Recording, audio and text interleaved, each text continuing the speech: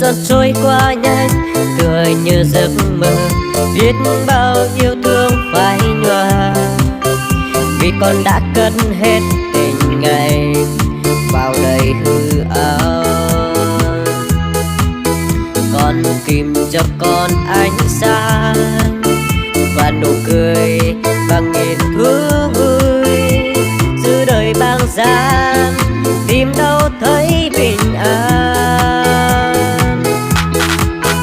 Thời gian vẫn cứ mãi chìm sâu nỗi đau, trái tim con nghe hoan lành.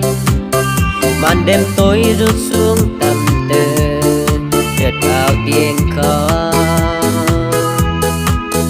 Con đã không nghe tiếng Chúa, và lòng con nhiều lần dối trá, thì tìm trong đêm tối tăm tình yêu mới.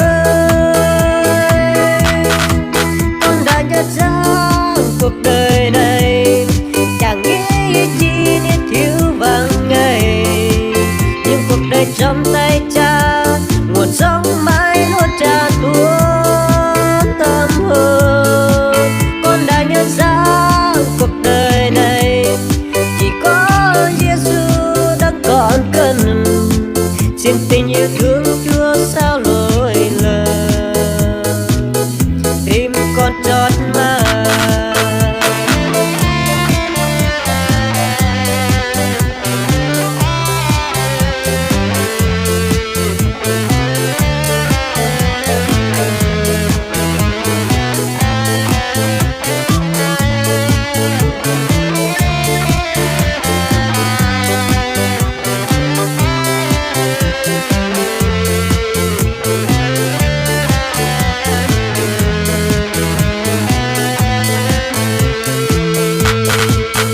Thời gian trôi qua nhanh tựa như giấc mơ, biết bao yêu thương phai nhòa vì con đã cất hết tình ngày vào đầy hư ảo. Con tìm cho con ánh sáng và nụ cười bằng nghìn thú vui, giữa đời băng gian tìm đâu thấy bình an. Thời gian vẫn cứ mãi chìm sâu nỗi đau, trái tim con nghe hoan lành. Màn đêm tối rơi xuống tầm đường, chợt vào tiếng khóc. Con đã không nghe tiếng Chúa, và lòng con nhiều lần dối trá, đi tìm trong đêm tối đen tình yêu mới. Con đã nhận ra cuộc đời này chẳng nghĩ chi nên thiếu vắng ngày, nhưng cuộc đời trong tay Cha nguồn sống mãi luôn tràn tuôn tâm hồn.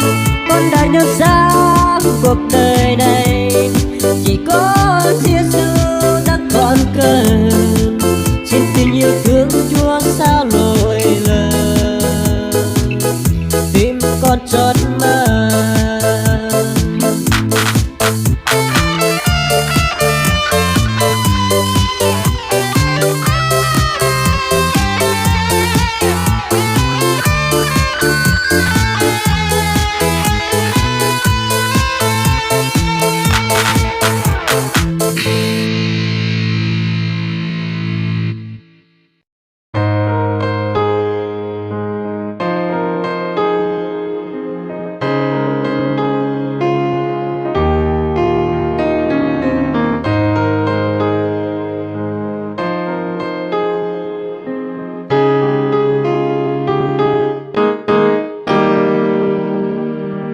Kiếm mùa gặt đang tới, đồng lúa đã chín vàng, các con đã sẵn sàng mang lúa về cho ta. Mùa gặt thì thật chung, sống con gặt thì thiếu, ta sẽ sai ai đi, ai sẽ đi cho ta.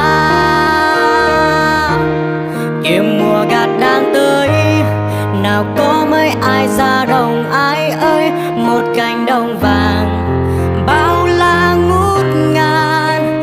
Chúa đang mời gọi mọi chúng ta bước vào cánh đồng, ăn say hai bó lúa mang về cho Cha.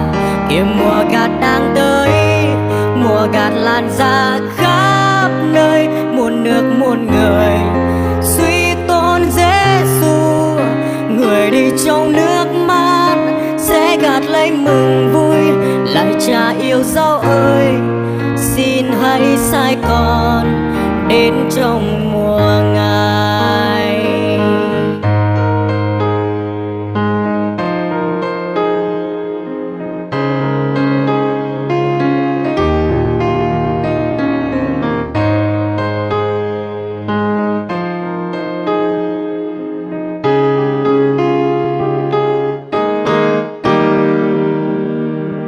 Kìa mùa gặt đang tới, đồng lúa đã chín vàng, các con đã sẵn sàng mang lúa về cho ta. Mùa gặt thì thật chung, sống con gặt thì thiếu, ta sẽ say ai đi, ai sẽ đi cho ta. Kìa mùa gặt đang tới, nào có mấy ai ra đồng ai ơi, một cánh đồng vàng bao la ngút ngàn. Chúa đang mời gọi mọi chúng ta bước vào cánh đồng, ăn say hai bó lúa mang về cho Cha. Kìa mùa gặt đang tới, mùa gặt lan ra khắp nơi, muôn nước muôn người suy tôn Giêsu. Người đi trong nước mắt sẽ gặt lấy mừng vui. Lạy Cha yêu dấu ơi, xin hãy sai con đến trong mùa ngài. Kìa mùa gặt đang tới, nào có mấy ai ra đồng ai ơi, một cánh đồng vàng bao la ngút ngàn. Chúa đang mời gọi mọi chúng ta bước vào cánh đồng, ăn say hai bó lúa mang về cho Cha. Kìa mùa gặt đang tới, mùa gặt lan ra khắp nơi, muôn nước muôn người suy tôn Giêsu. Người đi trong nước mắt sẽ gặt lấy mừng vui. Lạy Cha yêu dấu ơi, xin hãy sai con đến trong mùa ngài. Lạy Cha yêu dấu ơi, xin hãy sai con đến trong mùa ngài.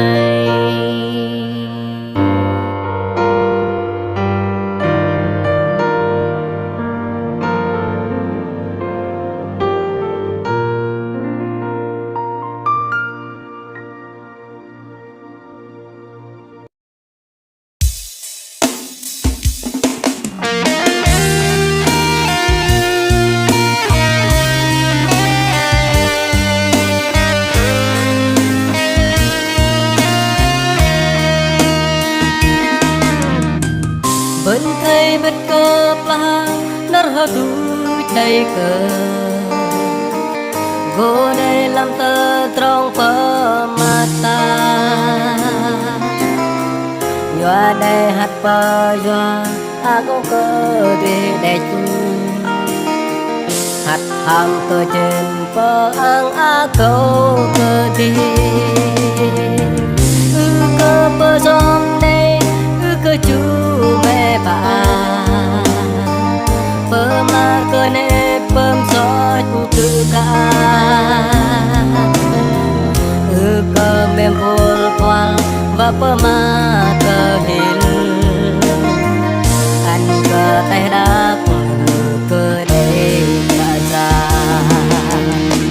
Bên tay với hai tay lúc bơ ngơi thôi nó, do có Giêsu vì ba chui bờ. Chứ ba sẽ tơ lăng đi đâu con bờ ngài, vẫn có đông vật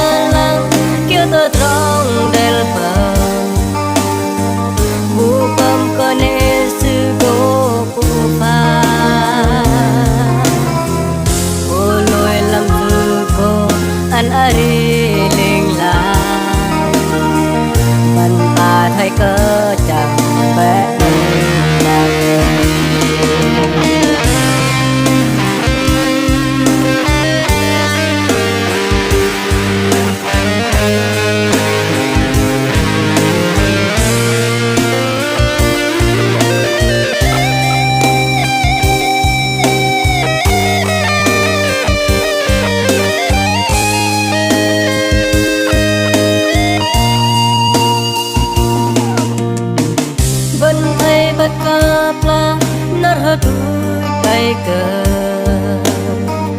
cô đây lâm tơ trong bờ mặt ta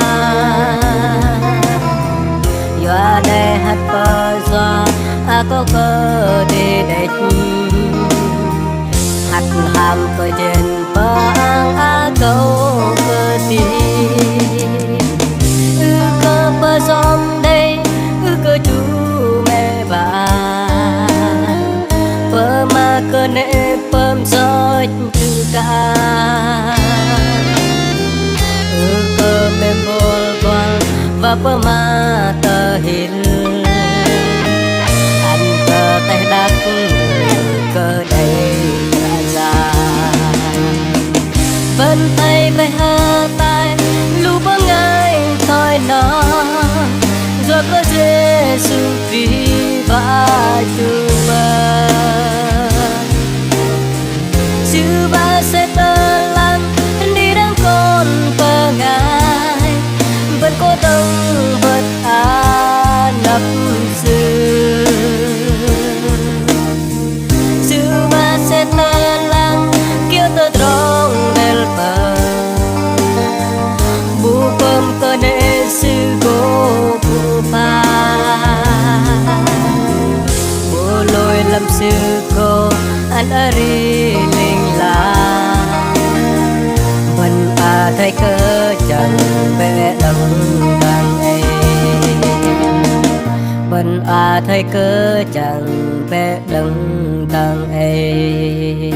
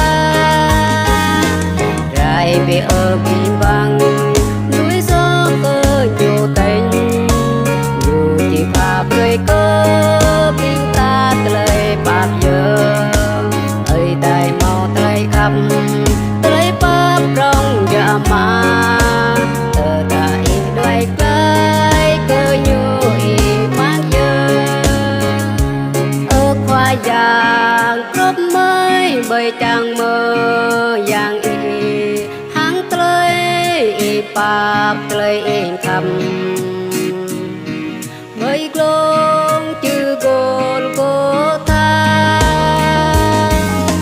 ไรไปkỳ bằng núi số cơ nhiều tên nhiều gì bà bơi cơ biên ta lời bạc giờ ơi đây mau lấy khắp lấy bắp rong giờ mà từ ta y rồi cái cơ nhiều y mang giờ từ ta y rồi cái cơ nhiều y mang giờ từ ta y rồi cái cơ nhiều y mang giờ.